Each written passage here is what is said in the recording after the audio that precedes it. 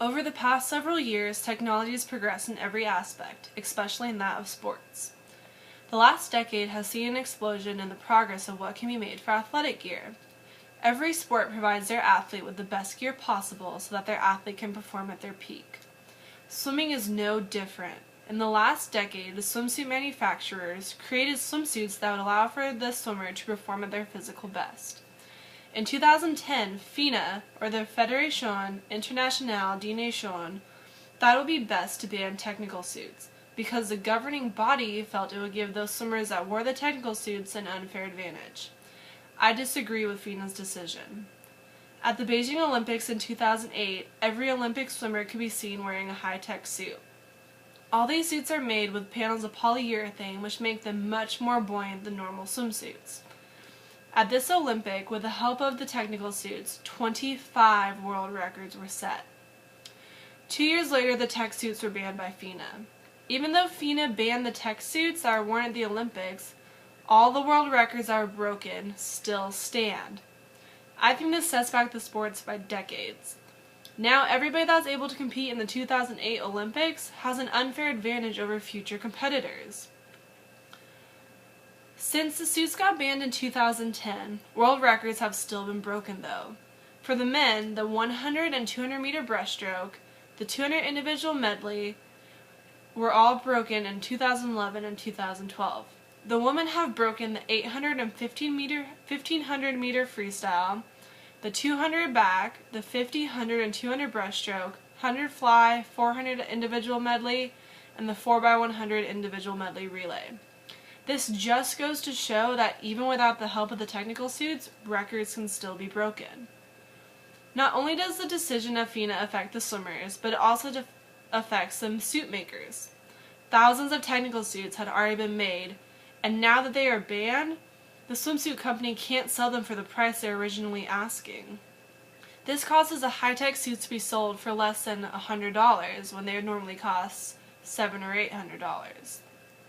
Because the suits can't be sold for what they wanted, the new suits that are approved by FINA are sold for a much higher price. I personally, for my first year in college, for my conference meet, I paid $500 for my arena technical suit.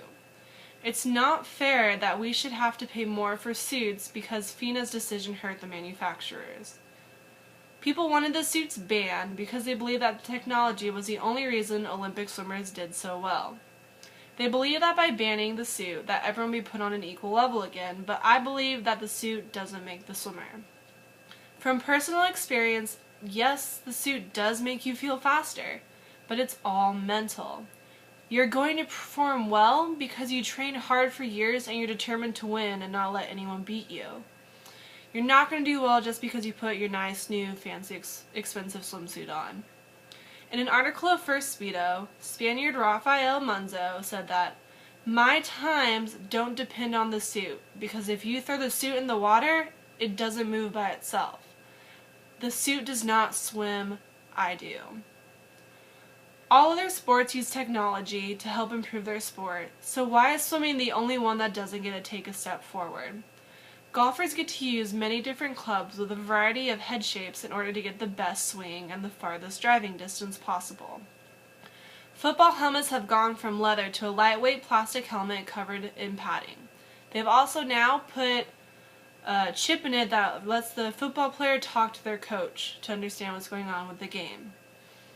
The once heavy, bulky pads are now lightweight and more durable. According to Engadget, soccer balls will now be embedded with a chip that will send a beeping signal to the refs when a goal has been scored. Even the panels sewn onto the soccer ball help increase the swerve after the ball has been kicked. The suit does not make the swimmer. All races are won or lost before the big race. Nothing can substitute for hard work and determination.